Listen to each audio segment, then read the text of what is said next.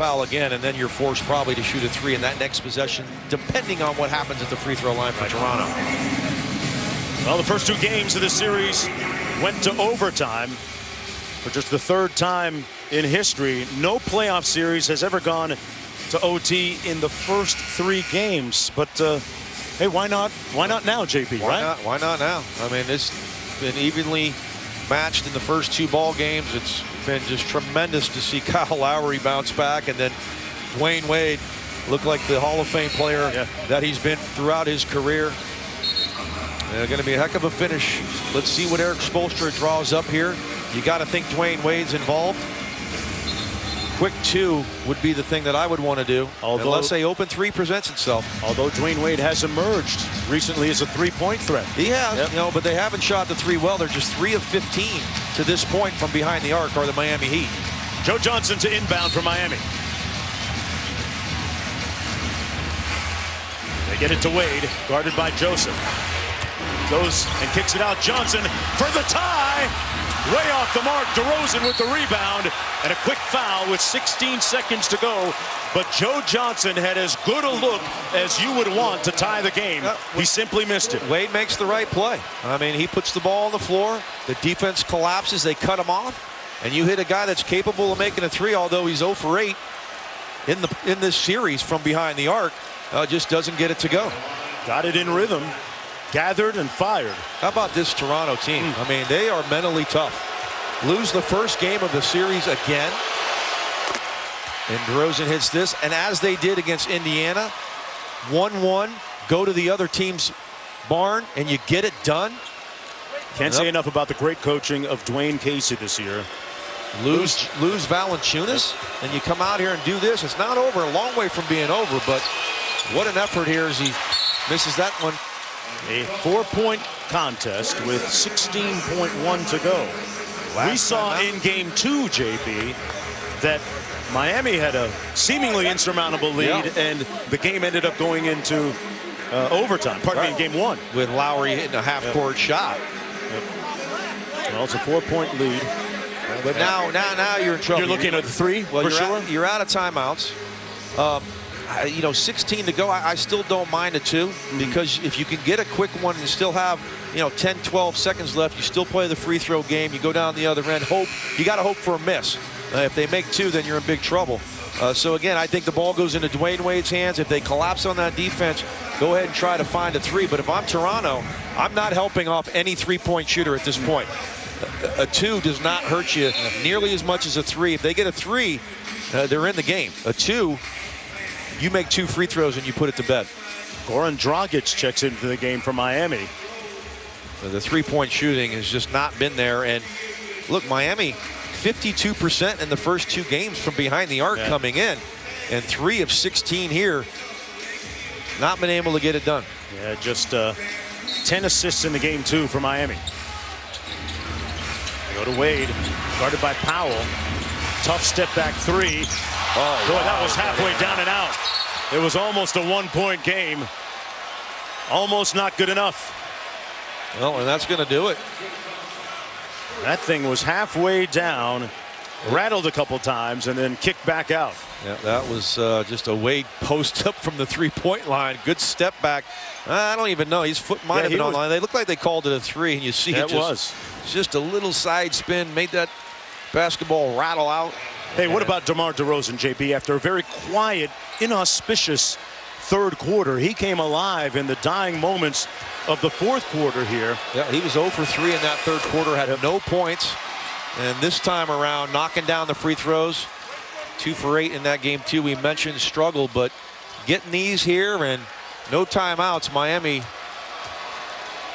looks to be down 2-1. Well, the headlines in Toronto tomorrow. Lowry's back. Lowry pretty easy. And DeRozan. That's an easy one. And we hope Valanciunas is back. Wade banks in that 3.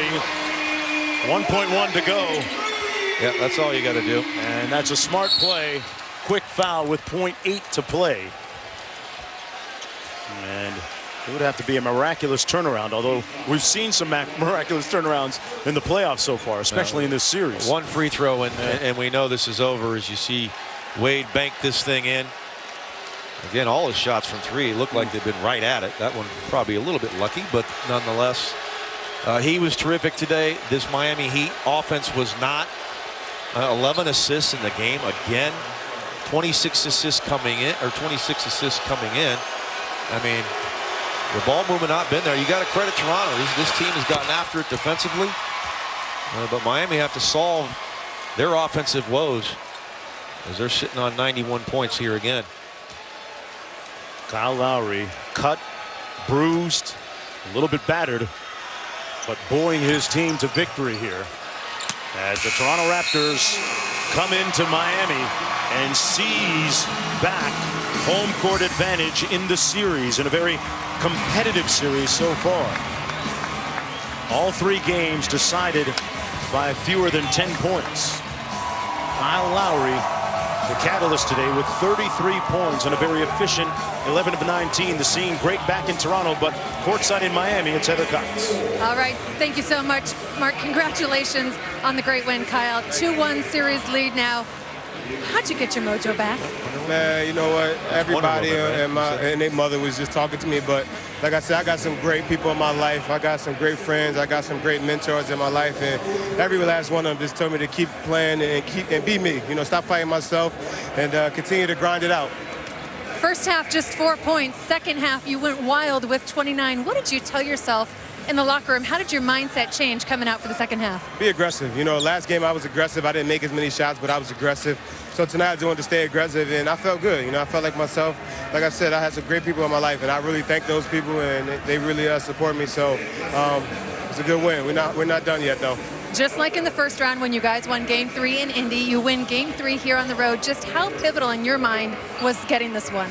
Very pivotal to make sure we got home court back. But, you know, we didn't come down here to get one. We came down here to get two. So now we got to concentrate our efforts into the next game, learn from this game, and continue to grow and watch the film and, you know, just play. More lead changes in this series by far than any other series in these playoffs. In your mind, just how competitive has this been between you and the Heat? I love playing against those guys down there, man. They bring out the competitive juices. Goran, D-Wade, you know, Joe, those guys are playing so well. But it's just fun. You know, this is the Eastern Conference matchup, 2 versus 3. You know, this is what it's about. Good to see you having fun out there, Kyle. Appreciate it. Thanks. You know, the smile never left his face despite his struggles, and Lowry was telling me about the supportive text messages and phone calls he's receiving from former teammates, coaches, and family members. Wade did all he could today. He had 38 points, but it wasn't quite enough. DeRozan and Lowry snuffing the thread at the end. Toronto leading 2-1 in the series. NBA playoffs continuing tonight on ABC. The Warriors taking on the Trailblazers. Coming up next, folks, it's Sports Center. For John Barry and Heather Cox, I'm Mark Jones. Hey, a lot more of this to come. Thanks for watching. So long from Miami. This is Sports Center live. And welcome in. The Raptors said, hey, you're going to come into our town. You're going to take home court from us. Guess what? We're going to come down to Miami, and we're going to take it back. It is Toronto with a 2-1 series lead. Kara Lawson, Zubin Mehenti, Jade McCarthy with you here on SportsCenter. We just heard Kyle Lowry say, I had to be me today, all right? He said he had to be aggressive in the second half. What did you see when he got out there and played Kyle Lowry? That's exactly what I saw, playing free and clear. And mentally, that's probably the hardest thing when you're not shooting the basketball well. And you know that your team counts on you, as the Toronto Raptors do count on Kyle Lowry. And you're just not shooting up to the level of the efficiency that you've done throughout the course of the regular season. So nice to see him kind of get his mojo back here in this Game 3. And Toronto needed every last point. Jonas Valanciunas goes out with the injury. They needed him to be not only productive, but also efficient. DeMar DeRozan wasn't as efficient as he should have been here in this Game 3. They don't win without a spectacular offensive performance by Lowry. Let's talk a little bit more about Valanciunas. Left the game with an ankle injury. Hassan Whiteside of the Heat left before that with a knee sprain. X-rays negative for him, but neither guy came back. Moving forward, can you envision this series for either side without either one of those two in place? Valanciunas off the bench has been amazing. Two main cogs, and you look at it from the dynamic of Whiteside, the defensive presence, the way he protects the rim, the way he deters those Toronto guards from getting in the paint and finishing. So a huge defensive loss if you're the Miami Heat, not having him. Jonas has been the best offensive player for Toronto in this series, and his efficiency has been off the charts. He's been a load down in the paint, and he's given them a nice presence. And we saw how Toronto's offense faltered there for a long stretch when he got hurt. Miami was able to make that run. D. Wade got going, and they really struggled. Found a little something late in the fourth quarter as Lowry got to get going. But it is a problem for both sides if either of these guys miss significant time in this series. Yeah, and the Heat have said they may be going more testing to determine if there's possible ligament damage when it comes to Whiteside. How did you see Toronto take advantage when he was off the court? Well, I don't know that they took as much advantage as they probably could have, but what it does is the element of when Hassan Whiteside on the offensive end, when they set those ball screens and he rolls hard to the basket, you'll see them throw lobs to him, and he becomes a fifth offensive player for them. With Haslam in the game, with McRoberts in the game, there wasn't that same threat, so they could really linger a little longer with D. Wade off of that ball screen action because that guy rolling wasn't as big of a threat. It also sets up Hassan Whiteside in offensive rebounds. 0 rebounds for him today, albeit only played just over 8 minutes. But the rebounding portion to what Hassan Whiteside brings is huge as well. I want to talk a little bit more about the Raptors. I've never seen a team win 56 games and be as maligned the way they are by so many people. They lost home court in the first round, got it back, won the series. Second straight series, they lose home court again, that crazy game, one overtime game. They've got it back now. Can you take me inside the mental toughness at the highest levels of basketball to be the 2 seed, blow it twice in terms of home court advantage, and then get it back? Most of the time, you don't hear a ton of this stuff. The way you hear it is through the questions of the media. You're so locked in during the playoffs to what you need to do better and the game plan and watching tape and getting ready for your next game that the mental piece of this is more of in yourself, which is what we heard Kyle Lowry talking about after the game, right? I had to stick with, then listen to the people that were close to me and stick with that positive reinforcement. That's always what you're trying to do is spin this forward. How do we spin this forward? How do I improve? What do I need to do better? Who's coming out? There could be a different lineup. We saw Patrick Patterson in the lineup for Norman Powell. They could be Sans, Jonas Valanciunas. So different things are going to get thrown out at you. Positive, your mental reinforcement, keeping your confidence. So as you spin this forward, given that Kyle found his mojo again, and given that this team sort of came together again after losing that home court advantage, how does this play in moving forward in the series for them? Well, it's certainly a huge positive if you're Toronto, because you look at Kyle Lowry and you say he can build on this performance. Maybe not have more points, but continue to keep this rolling. The guy for me for Miami that I want to continue to see have consistent performances is Goran Dragic. When you look at D. Wade and how he's carried this team offensively in this series, and you look at the Toronto backcourt with DeRozan and with Kyle Lowry, who in Miami is going to step up consistently and give them production? Goran Dragic is very well equipped on the offensive end. I think he needs to take it up another notch. Speaking of stepping up, Wade actually outscored the Raptors in overtime of Game 1. Today he rolls in and he passes Dirk Nowitzki in the all-time playoff scoring list. This is a guy that came back for 1 year. He got the windfall payment. People were questioning him. He looks like vintage Wade out there something. Vintage old school Wade. A little bit different than vintage old school Wade, because some of those layups would be dunks, or some of them, so a little bit different. But in terms of his effectiveness and that clutch gene that he's always had, you're absolutely right, Zubin. This is D. Wade carrying this team for long stretches, and you see that in the third quarter. You see that down the stretch and giving him the basketball and allowing him to make decisions, right? Offensive play down the stretch, he drives, he kicks it to Joe Johnson for a clean open three. He's attacking. He knows that they need his confidence and swagger in those big moments. All right, so the game has just gone final. If you missed it, if you're just joining us here on SportsCenter, Raptors pull out the road win. It's here. Let's go through it with Kara. We talked about it. Let's get right to it. First quarter, DeMar DeRozan missing, but Valanciunas, when he was in there, was great. 16 and 10 in the first half. Valanciunas had a double-double. He was dominant in the paint once again. And then speaking of injuries, we'll talk about Valanciunas in a moment. Miami had one of their own, Whiteside down knee sprain, Kara. You look at Hassan Whiteside, and here's a guy that has grown so much this season for the Miami Heat. He's such a defensive presence, and he is a pivotal piece for them on the glass. Was ruled out for the game right at that time. We'll see what that means moving forward for the Heat. Indeed. So we'll go to the third quarter, and we mentioned it's a political season, so equal time, right? Equal time for injuries. Valanciunas, this looks bad. you just hate to see this because it's the most important part of the season. Two key guys, both centers, and you just hate to see this, that Jonas Valanciunas goes out. He was playing so well. Indeed. We should mention neither guy returned. Dwayne Wade, hey, you can still dunk, Kara.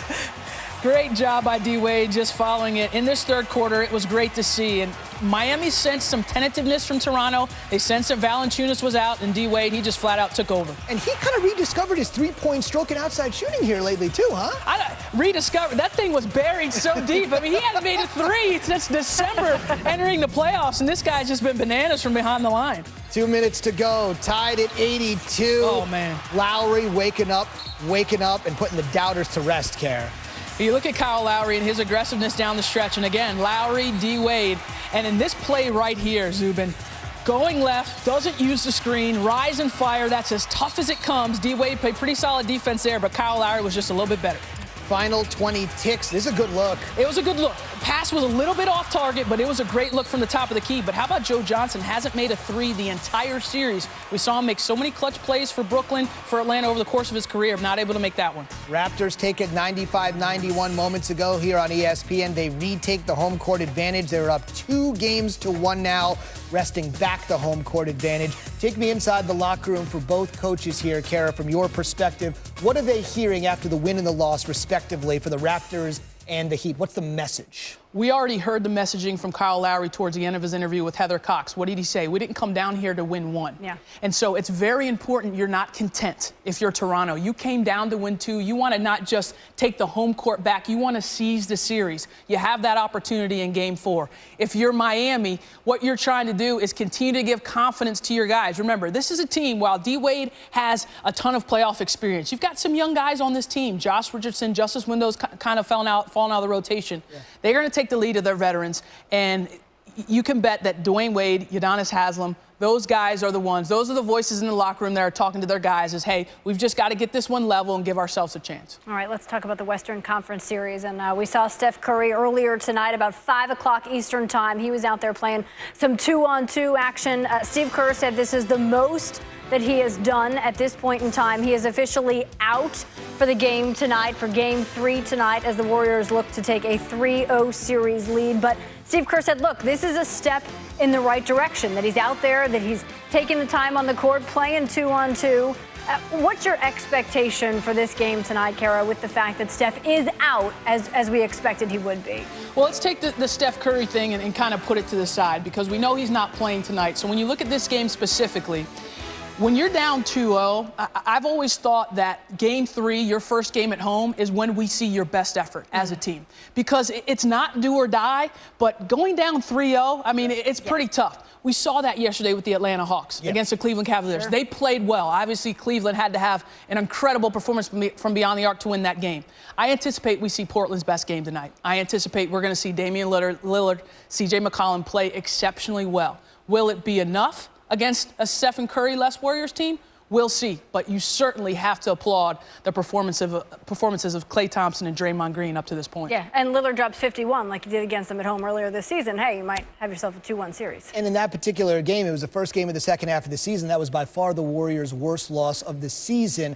I know it's the regular season and this is the postseason, but what in your mind can they take from that performance? They whipped the Warriors, a 73-win team like nobody had. I know it's just 48 minutes, but what can they take from that game to move forward tonight to try to cut this in half? I think what you take from that, just mentally, you know you can do it. And that's pretty much about all you can take, because it's a different team right now. When you look at the Warriors without Steph Curry, yes, they missed the MVP. Yes, they missed one of the best players in the world.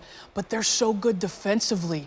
You've got Sean Livingston now as the point guard, 6'7". Klay Thompson, 6'7". Iguodala comes in, Draymond Green. They're versatile. They can switch. They can do a bunch of different things. It is hard to score against this version of Golden State's team. The length. Lillard, McCollum, not big guys. So while the length doesn't necessarily play in your head a ton, it does alter your looks. A guy that's 6'7" guarding you, it's a little more difficult than a guy that's 6'3" to get your shot off. No question. Going to be very interesting, needless to say. Much more coverage continuing right here on SportsCenter. We'll also check out the fastest 2 minutes in sports. Yeah, the Kentucky Derby, Run for the Roses on this first Saturday in May. The heavy favorite got the job done. We will show you exactly how Nyquist pulled off the victory.